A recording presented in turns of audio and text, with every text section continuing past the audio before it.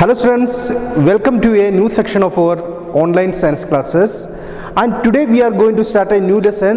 Name of the lesson is combustion and flame. So let's do an activity, or this activity we have done earlier. Take a piece of magnesia ribbon and heat it over a Bunsen burner. So we can see that when it heated, that magnesia ribbon catches fire and it burns with a dazzling white light. And after burning the magnesia ribbon, what happens? We will get some ash. What is the color of the ash?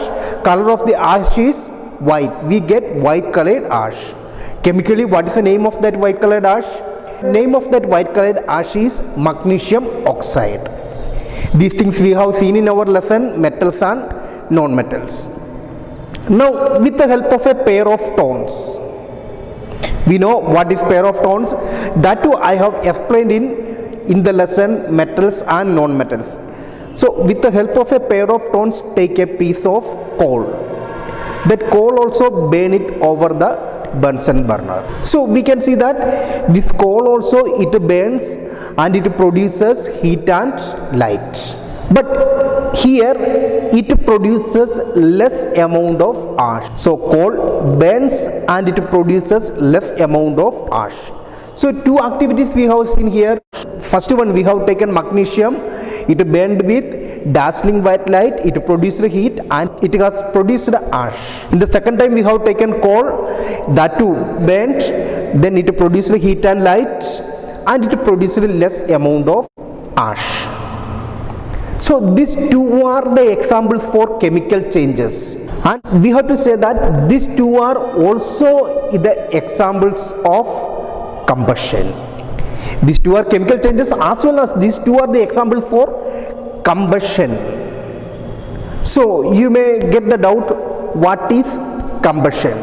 So let us see what is combustion. The process in which a substance combines chemically with oxygen with the simultaneous evolution of heat and light is called combustion.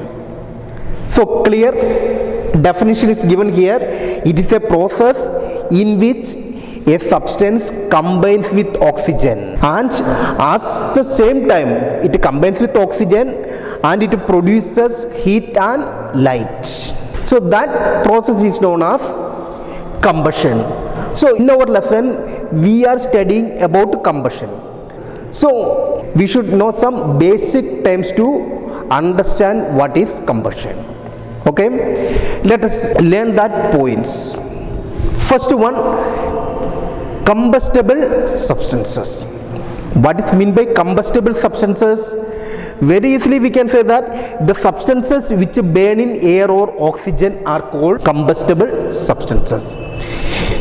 In simple way, if we said the substances which can burn, they are known as combustible substances.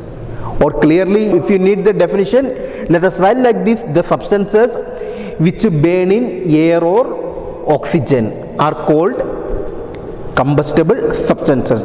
Many examples we can say for combustible substances: wood, LPG, petrol, kerosene, wood, coal, cloth. These many examples means what are combustible substances? Substances which can burn. They are known as combustible substances. So next let's go to non-combustible substances. Non-combustible substances also very easy. If you know combustible substances, we know or we can say what is non-combustible substances.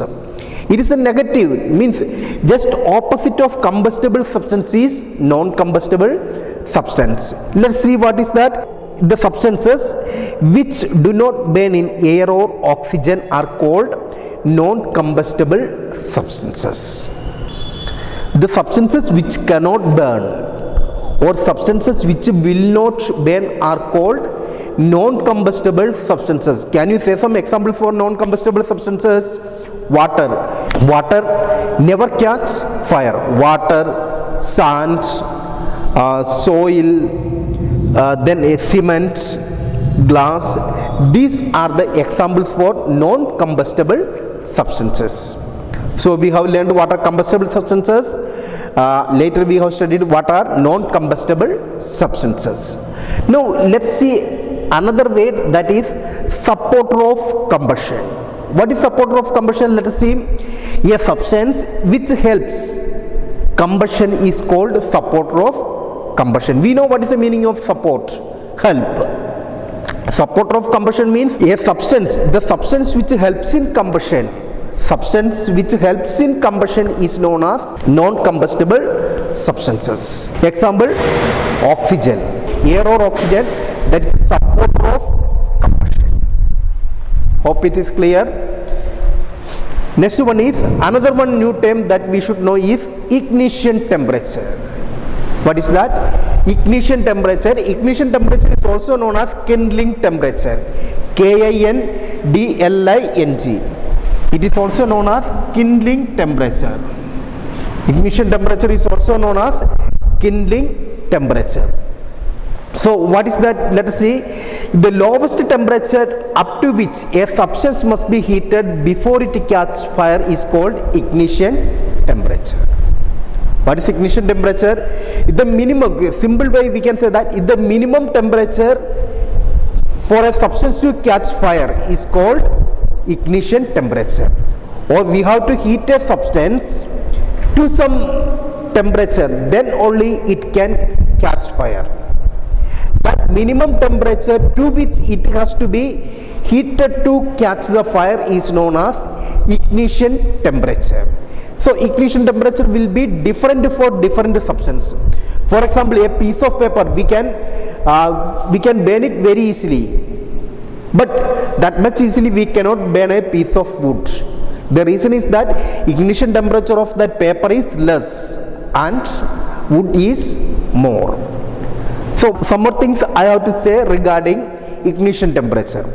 Ignition temperature of a substance depends on the chemical nature of that substance. On what factor ignition temperature depends? Ignition temperature depends on the chemical nature of that substance. And next one, the ignition temperature of petrol is lesser than kerosene. That is why petrol catches fire easily. The substance which has less ignition temperature, that catches fire very easily.